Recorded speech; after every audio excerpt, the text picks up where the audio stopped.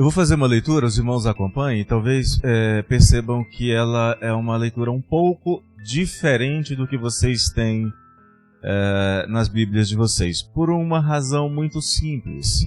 Esta leitura, ela junta os dois relatos do encontro, deste encontro de Jesus com este homem.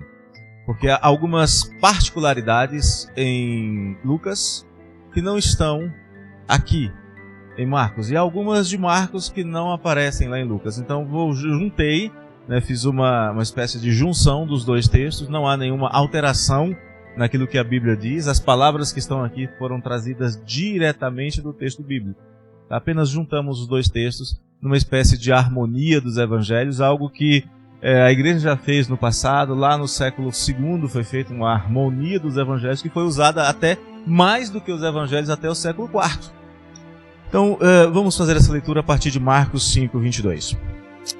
Eis que se chegou a ele um dos principais da sinagoga, chamado Jairo, e, vendo-o, prostrou-se a seus pés e insistentemente lhe suplicou que chegasse até a sua casa. Minha filhinha única e de 12 anos está à morte. Vem, impõe as mãos sobre ela para que seja salva e viverá. Jesus foi com ele. Grande multidão o seguia, comprimindo-o. Aconteceu que certa mulher, que havia 12 anos vinha sofrendo de uma hemorragia, a quem ninguém tinha podido curar, e muito padecera à mão de vários médicos, tendo despendido tudo quanto possuía, sem contudo nada aproveitar, antes, pelo contrário, indo a pior. Tendo ouvido a fama de Jesus vindo por trás dele, por entre a multidão, tocou-lhe a orla da sua veste. Porque dizia: se eu apenas lhe tocar as vestes, ficarei curada. E logo se lhe estancou a hemorragia e sentiu no corpo estar curada do seu flagelo. Jesus, reconhecendo imediatamente que dele saíra poder, virando-se no meio da multidão, perguntou: quem me tocou nas vestes? Como todos negassem, responderam-lhe seus discípulos: vês que a multidão te aperta e dizes: quem me tocou? Ele, porém, olhava ao redor para ver quem fizera isto. Contudo, Jesus insistiu: alguém me tocou, porque senti que de mim saiu poder.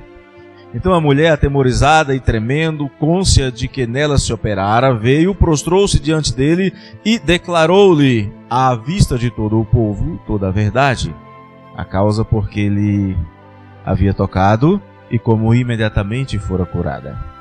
E ele lhe disse: filha, a tua fé te salvou. Vai-te em paz e fica livre do teu mal. Falava ele ainda quando chegaram alguns da casa do chefe da sinagoga, a quem disseram: tua filha já morreu. Por que ainda incomodas o mestre? Não incomodes mais o mestre. Mas Jesus, sem acudir a tais palavras, disse ao chefe da sinagoga: não temas, crê somente e ela será salva. Contudo, não permitiu que alguém o acompanhasse, senão Pedro e os irmãos Tiago e João, e bem assim o pai e a mãe da menina.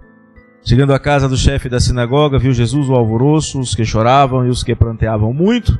Ao entrar, lhes disse: por que estáis em alvoroço e chorais? A criança não está morta, mas dorme. E riam-se dele, porque sabiam que ela estava morta. Tendo ela, porém, mandado sair a todos, tomou o pai e a mãe da criança e os que vieram com ele e entrou onde ela estava. Entretanto, ele, tomando-a pela mão, disse: Talitá, cumi, que quer dizer: menina, eu te mando, levanta-te. Voltou-lhe o espírito, e imediatamente a menina se levantou e pôs-se a andar, pois tinha 12 anos. Então seus pais e todos ficaram sobremaneira admirados. Mas Jesus ordenou-lhes expressamente que ninguém o soubesse, e mandou que dessem de comer à menina. Senhor Deus, nós lemos uma porção da sua palavra, com gratidão no coração pelo ensino que ela nos traz. Nós suplicamos ao Senhor que nos ajude a compreendê-la, compreender a tua palavra, compreender a sua vontade, porque só compreendendo a sua vontade, só compreendendo a tua palavra, nós podemos, ó Deus, viver de maneira que agrade ao Senhor. Ajuda-nos, Deus. Ajuda-nos, te pedimos em nome desse Jesus, que venha ao nosso encontro, que venha ao encontro das nossas necessidades, que supre as nossas necessidades. Em nome de Jesus, oramos agradecidos. Amém. Vamos conhecer Jairo ben Abraham, Jairo, filho de Abraão. É um homem importante. É um dos mais importantes da sua cidade. E a cidade de Jairo não é uma cidadezinha qualquer esquecida no meio do deserto. É uma das mais importantes cidades da região. Uma cidade importante situada na margem ocidental do Mar da Galileia. E ali ele vive com sua família. O nome da sua cidade parece um condomínio chique aqui de Brasília. Vila do Conforto. Em hebraico, Cafarnaum. E Jairo é um dos principais líderes desta comunidade.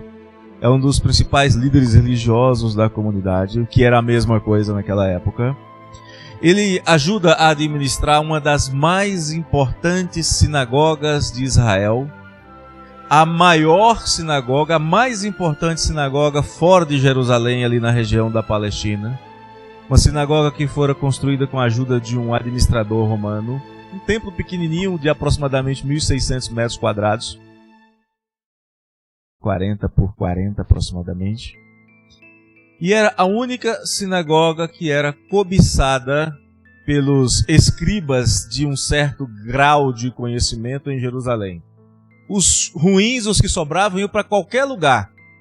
Mas os mais ou menos, os estudiosos, alguns deles cobiçavam a sinagoga de Cafarnaum.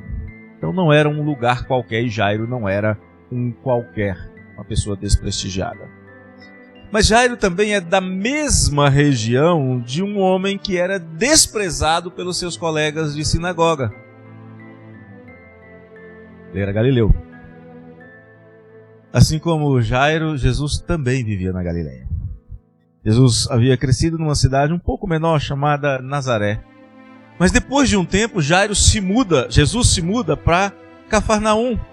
Logo depois da prisão de João Batista, ele se muda para Cafarnaum, está em Marcos 4:13. Então eles eram agora contemporâneos e, de certa maneira, conterrâneos. E é o período em que a fama de Jesus começa a se espalhar pela região. E um dia, Jairo, que era um dos principais da sinagoga, amigo de fariseus que detestavam Jesus, ele precisa ter um encontro com Jesus.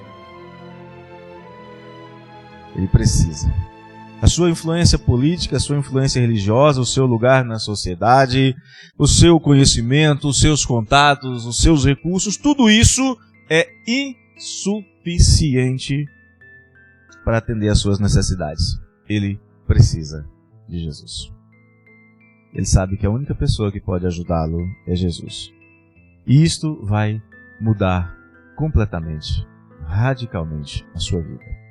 E o tema do nosso estudo de hoje é: você já teve um encontro transformador com Jesus? Tem muita gente que diz ter tido encontros com Jesus que não mudaram absolutamente nada na sua vida. O que mudou na sua vida depois do seu encontro com Jesus? Não é possível ter um encontro com Jesus e isto não ser um momento marcante, especial, memorável e transformador na vida do crente. Todo encontro com Jesus, todo, sem exceção, produz mudança. Que mudanças? Que tipo de mudança? Por exemplo, a primeira coisa que vai mudar em Jairo é a percepção que ele tem de si mesmo. Ser alguém autossuficiente, importante, respeitável, respeitado. Cafarnaum parece ser uma cidade de gente importante. Uma boa cidade, uma cidade bonita, uma cidade agradável, na beira do mar, onde habitavam líderes judeus e líderes romanos. Ali, por exemplo, Mateus vai registrar o encontro de Jesus com um centurião romano, um homem habituado a mandar, um homem importante, um homem como Jairo. Em Cafarnaum, porém, apesar de ser uma cidade de gente importante, apesar de ser a Vila do Conforto, apesar de parecer que está tudo bem, o lugar dos sonhos, ali também acontecem tragédias. O centurião, que nós mencionamos, tem um servo enfermo, a morte. Jairo tem a sua filhinha de 12 anos, a morte. Uma mulher rica e próspera se torna pobre por causa de uma doença que a tornava uma proscrita social. A sua hemorragia fazia com que ela, obrigatoriamente pela lei, tivesse que se afastar do convívio social. E todos esses, o centurião, o principal da sinagoga, a ex-rica, todos saíram da sua zona de conforto, e a mulher podia ser apedrejada se fosse encontrada publicamente enquanto com o seu fluxo, porque era considerada impura. Todos esses saem da sua zona de conforto para ter um encontro com Jesus, cada um com a sua própria angústia pessoal, familiar, profissional, e todos eles precisam mudar a maneira de se enxergar, precisam reconhecer a sua insuficiência. O poder militar de um, o poder religioso do outro, o poder financeiro da terceira são insuficientes para suprir as suas necessidades. Jairo é o principal da sinagoga, é um homem que se assentava em um nível superior, mais ou menos como a gente faz aqui quando para pregar, né, para ser visto mais facilmente, para ser ouvido mais facilmente. E de repente ele vê-se humildemente reconhecendo a sua insuficiência, suplicando aos pés de Jesus. Ele que se assentava em um tablado luxuoso, agora ajoelha-se no pó, diante de uma multidão, e reconhece o divino poder de Jesus sobre a vida e a morte. Vários colegas de Jairo, principais de sinagogas, também tiveram encontros com Jesus, encontros sociais. Poucos foram abençoados, alguns fugiram, outros resistiram, vários foram inamistosos e resolveram matar o mestre. Mas Jairo, ao encontrar-se com Jesus, ele tem uma mudança na percepção que ele tinha de si mesmo. Um homem importante humilha-se no pó aos pés de Jesus. Tem muita gente que tem tido encontros sociais com Jesus. Só que encontro social não muda não traz nenhuma mudança na percepção que as pessoas têm de si mesmos. Não convence ninguém da sua insuficiência, da sua necessidade da graça de Deus. E se o encontro que uma pessoa tem com Jesus é simplesmente um encontro social, essa pessoa ainda precisa nascer de novo. Ainda precisa ter um encontro verdadeiro com o Senhor Jesus, reconhecendo-o como seu Senhor e Salvador. É importante nós pensarmos em que o meu encontro com Jesus mudou a minha vida. Às vezes as pessoas dizem, eu não tenho nada para falar, eu não sei como falar de Jesus. Se Ele mudou a sua vida, você tem o que falar de Jesus. É só falar o que Ele mudou na sua vida. Por exemplo, Paulo vai escrever sobre alguns que furtavam. Ele diz, olha, vocês que furtavam, não furtem mais. Quer testemunho mais poderoso que esse? Eu era um ladrão e agora eu não sou mais. Eu roubava, agora eu trabalho, eu me mantenho, eu tenho o suficiente para ajudar alguém, para que essa pessoa também, por causa da sua necessidade, não venha a se tornar ladrão como eu era. Quer testemunho mais impactante do que isso? Não precisa dizer que foi lá no céu ou no inferno, seja lá onde foi que as pessoas estão viajando. Nem o Elon Musk chega. Não precisa dessas coisas aberrantes. Fala só o que Jesus fez na sua vida. Foi isso que ele falou para aquele homem que ele curou, que era possesso de demônios. Vai lá, vai para sua casa, conta para os seus o que Deus tem feito por ti. Fala o que Jesus transformou na sua vida. Mas há uma segunda mudança nesse texto, que é a mudança na percepção das suas prioridades. Quem é a principal prioridade da sua vida? Pode parecer meio contraditório pensar que Jairo, cuja filha de 12 anos estava literalmente, não tem exagero nenhum aqui, ela estava literalmente morrendo, e ele sai desesperado atrás de Jesus. Pode parecer esquisito dizer, Jairo precisava rever as suas prioridades. Dificilmente uma pessoa na mesma situação de Jairo aceitaria considerar que a necessidade de outro era superior à sua. Era urgente, urgentíssimo. Se tiver alguma palavra para definir algo ainda mais urgente do que urgentíssimo, vocês me ajudem, eu não conheço. Era uma emergência. Era uma questão de vida ou de morte. E depois que Jesus se propõe a ir com Jairo, então a multidão que já conhecia Jesus, que já o reconhecia, que já sabia da sua fama, a multidão então agora ela é tomada de um frenesi. Todos estão curiosos para saber o que vai acontecer, começam a se aglomerar no entorno de Jesus, e as ruas de Cafarnaum não eram espaçosas com 8, 10, 15 metros como as ruas de Brasília, eram ruas estreitas. Todo mundo começa a se espremer para ver de perto o que vai acontecer. É bastante provável que por Jairo ser influente, conhecido nos principais da sinagoga, talvez já tivesse nas reuniões da sinagoga pedido orações por sua filha, era bastante provável que a situação dele fosse de conhecimento público. E para todos ali havia, ao lado do sentimento de urgência, a menina está morrendo, também de curiosidade, quero ver o que vai acontecer.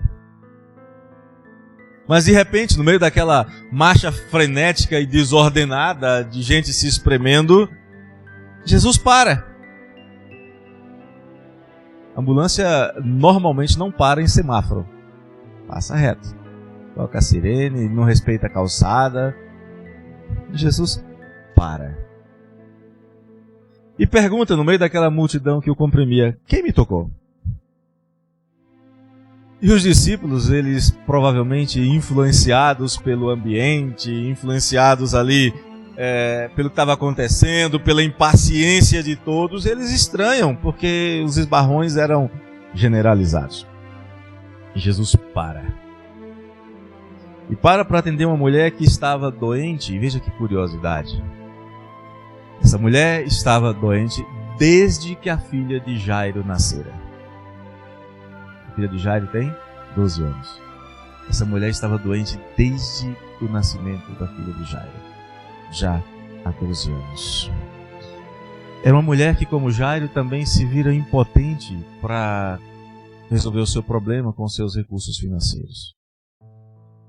E ela se apresenta aqui como alguém que creu no poder de Jesus, está no verso de número 28. E ela se apresenta aqui como alguém que creu no poder de Jesus e foi curada da sua doença. Doença que fazia dela uma proscrita. Se você tiver curiosidade, anote e veja em casa depois, Levítico 15, 25. Ela não podia conviver socialmente com as pessoas, ela não podia cultuar. Ela tinha que ficar escondida todos os dias do seu fluxo. E eram 12 anos. E olha que coisa interessante, os discípulos questionam, a multidão questiona, mas Jairo não questiona Jesus. Jairo não apressa Jesus, Jairo não chega para Jesus e pega na sua roupa e diz: vamos logo, essa mulher já foi curada mesmo, deixa para lá, não. Ele espera pacientemente, ele aguarda o tempo de Jesus. Jairo aprendeu a considerar que Jesus tem tempo e graça para todos. Ali o principal não é ele, o principal não é a sua dor, não é a sua urgência, é Jesus. A prioridade de Jairo é aguardar o tempo de Deus. O seu encontro com Jesus fez dele, que era um dos principais da sinagoga, o arressinagogos, fez dele um humilde suplicante. E ele confia que Jesus cuidará da sua filha. E isso lhe é suficiente. Isso basta. Tem muita gente buscando a Jesus para satisfazer as suas prioridades, seus propósitos pessoais. E quem busca a Jesus dessa maneira nunca saberá o que significa o prazer de ter a resposta de Deus no tempo do Senhor. Nunca experimentará, por exemplo, o que o salmista diz ter experimentado no Salmo 40. Esperei confiantemente pelo Senhor. Ele se inclinou para mim e me ouviu quando clamei por socorro. Quem encontra-se com Jesus, como Jairo encontrou, sabe esperar o tempo de Deus. Uma terceira mudança que vai haver em Jairo é a forma como ele percebe as coisas que estão acontecendo no seu entorno. É claro que Jairo conhecia muito bem Cafarnaum. Era uma cidade importante, mas não era uma cidade tão grande assim como as nossas grandes cidades. Jairo conhecia as pessoas. Jairo era conhecido pelas pessoas. Jairo conhecia bem o ambiente no qual ele vivia. Mas, quando ele se encontra com Jesus,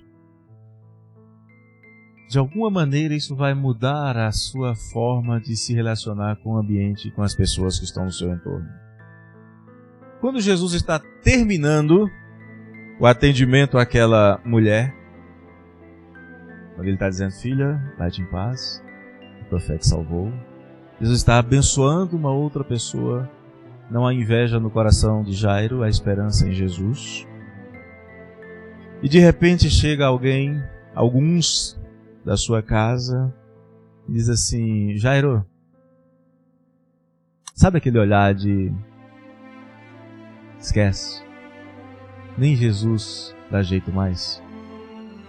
Esquece, nem Jesus dá jeito no seu problema, não adianta mais.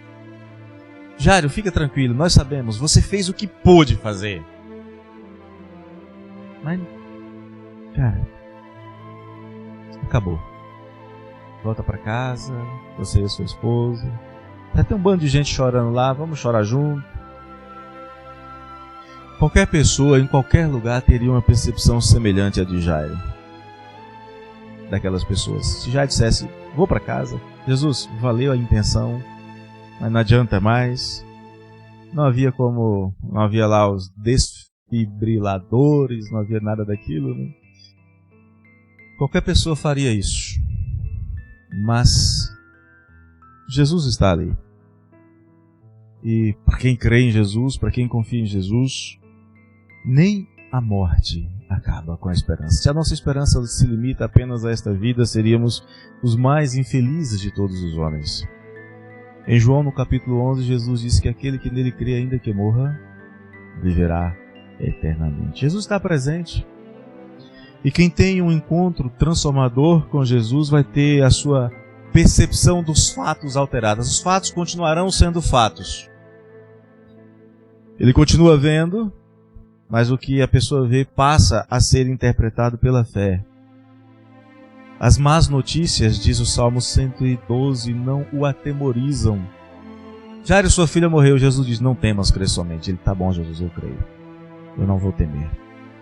E andar por fé, crendo, é uma característica fundamental do crente, daquele que se encontra com Jesus. Jairo ouve as palavras de Jesus, dizendo, não tenha medo. Parecia que tudo tinha terminado. A menina morrera. Mas Jesus diz, creia. Jesus tem umas coisas interessantes, né? A pessoa está chorando e Jesus diz, chora não. Lembra do filho da viúva de Naum ou Naim, dependendo da maneira como se lê? O enterro já estava a caminho do cemitério, estava chegando. Jesus fala para a mulher assim, olha, eu sei que você perdeu o seu único filho, mas não chora não. Como não chora? Aí Jesus chega para mim e fala assim, levanta. E ele levanta. Na casa de Jairo, naquele momento, havia choro. E quando Jesus chega, a coisa piora. O choro dá lugar à zombaria. As pessoas riem de Jesus, como talvez venham a rir da sua fé. Eles não confiavam em Jesus. Mas Jairo, como você, aprendeu a andar pela fé. Aprendeu a confiar em Jesus. As notícias ruins, péssimas, desalentadoras, o choro, e havia ali pessoas especialistas em choro, havia um alarido, uma gritaria. a zombaria, pessoas riam descaradamente do Senhor Jesus, não impediam Jairo de crer. E essas coisas também não podem impedir você, crente, de continuar confiando em Jesus. Eu sei que más notícias podem trazer desânimo, desespero, em alguns casos até desistência. Isso é natural, é nosso. Olhar e dizer, não adianta mais. Mas quem se encontra com Jesus, quem ouve de Jesus o não temas, segue confiando. Por quê? Ora, porque sabe que todas as coisas estão sob o governo da bondosa mão do Senhor. Então ele experimenta a paz, porque Jesus lhe disse, não temas. É curioso que quando Jesus fala não tenha medo, ele não vem na sequência dizer eu dou coragem, ele diz eu dou paz. Mudanças na maneira de ver a si mesmo, mudança nas suas prioridades, mudança na maneira de ver o que está acontecendo no seu entorno, tudo isso é resultado de um encontro com Jesus. Mas há uma mudança também nos resultados finais, naquilo que acontece pelo fato de que ele andava por fé e não por vistas, pelo fato de que ele confiou em Jesus, a despeito das circunstâncias serem as mais adversas possíveis. Jairo era um crente, ele creu em Jesus, ele confiou em Jesus. O crente é aquele que quase sempre passa pelas mesmas experiências que as demais pessoas. Experimentamos as mesmas coisas. Você é crente, talvez já tenha experimentado desemprego, talvez já tenha experimentado fome, talvez já tenha experimentado estar internado em um hospital, ou estar cuidando de alguém internado em um hospital. Talvez já tenha passado pela experiência de enterrar uma pessoa muito amada. Ser perseguido, destratado, maltratado, desprezado. As pessoas não crentes passam por isso também. Um crente, por exemplo, ele trabalha e descansa. Um crente luta, mas nem sempre vence. Mas existe uma diferença fundamental. O crente tem a sua fé respondida e recompensada. E sabe por quê? Não é porque ele é melhor do que os outros, e nem é porque ele exercita a fé. Aí eu tenho muita fé, eu vou declarar isso vai mudar, eu vou determinar e as coisas vão mudar. Não. De acordo com o Salmo 25, é porque Deus prometeu que aquele que nele crê não será envergonhado. A resposta à fé do crente não é pelo tanto de fé que ele tem, mas é pelo Deus que prometeu que a sua fé não seria envergonhada. Em Cafarnaum, os médicos, e aparentemente deveriam ser bons médicos, porque ali morava gente rica, em Cafarnaum os médicos falharam com o centurião romano. O servo estava lá morrendo. Em Cafarnaum, os médicos labutaram durante 12 longos anos e falharam com aquela mulher. Em Cafarnaum, os médicos falharam com aquela menina. Mas em Cafarnaum, o centurião, a mulher e Jairo creram no poder de Jesus. E Jesus não falhou com nenhum deles, como jamais falhou com aqueles que nele creem. E como jamais vai falhar conosco, que nele cremos. E a fé que havia no coração de um centurião, a ponto de Jesus dizer, eu não tinha visto fé como essa em Israel. A fé que havia no coração daquela mulher que arriscou-se a ser apedrejada pela multidão enfurecida, porque qualquer pessoa que tivesse tocado nela, estando com fluxo hemorrágico, seria considerada impura, teria que sair da cidade, oferecer sacrifício, tomar banhos, fazer uma série de rituais. A fé que havia no coração de Jairo, a ponto dele se humilhar publicamente, no pó, perante o Senhor, a sua fé foi recompensada. Na cidade de Jesus, em Nazaré, um pouco antes, houve incredulidade.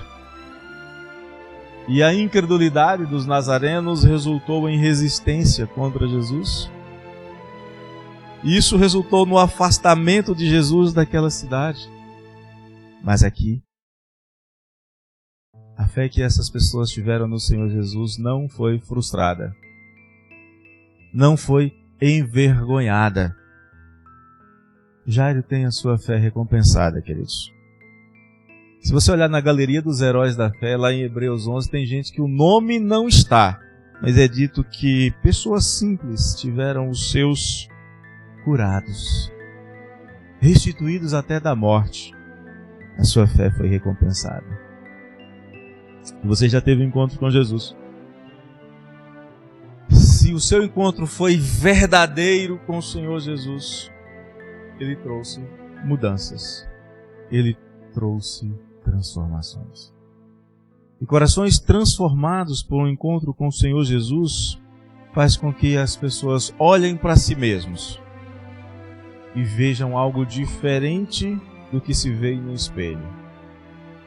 Diferente das máscaras sociais que as pessoas usam. As pessoas se veem como são.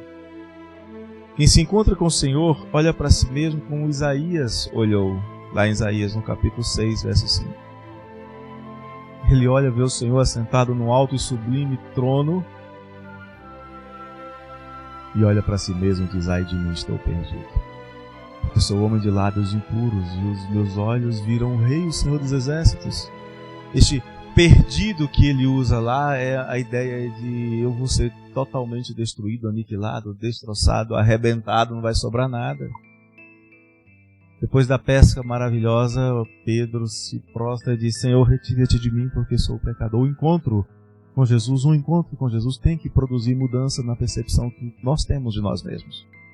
Se não houver essa mudança, se você continuar se achando o que era antes, exatamente como era, se não houver mudança, não houver transformação, é porque ainda não houve esse encontro. Valores sociais, como status, reconhecimento social, vão dar lugar à certeza de que o melhor lugar não é nos tablados, nos estrados, nos palácios, nos tronos, nada disso. O melhor lugar não é aquela cadeira mais chique no escritório, aquela presidencial bonita de couro que faz até massagem. O melhor lugar é prostrado aos pés do Senhor Jesus. O melhor lugar que você pode estar, aos pés do trono de graça do Senhor Jesus, para que a sua fé seja recompensada. Estar aos pés de Jesus significa não se importar com nada e com mais ninguém.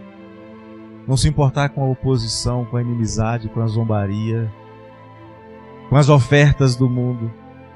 Estar aos pés de Jesus significa saber que está no melhor lugar, da melhor maneira, para receber a melhor de todas as recompensas. Entregar a sua vida, a sua confiança plena e total aos pés de Jesus significa confiar sem duvidar. Aguardar o tempo de Deus para a sua ação abençoadora, e Ele vai abençoar. Encontrar-se com Jesus deve mudar a sua forma de ver o mundo. Eu espero que já tenha mudado. A sua forma de ver a si mesmo. Isso é fundamental e essencial. Mudar as suas prioridades.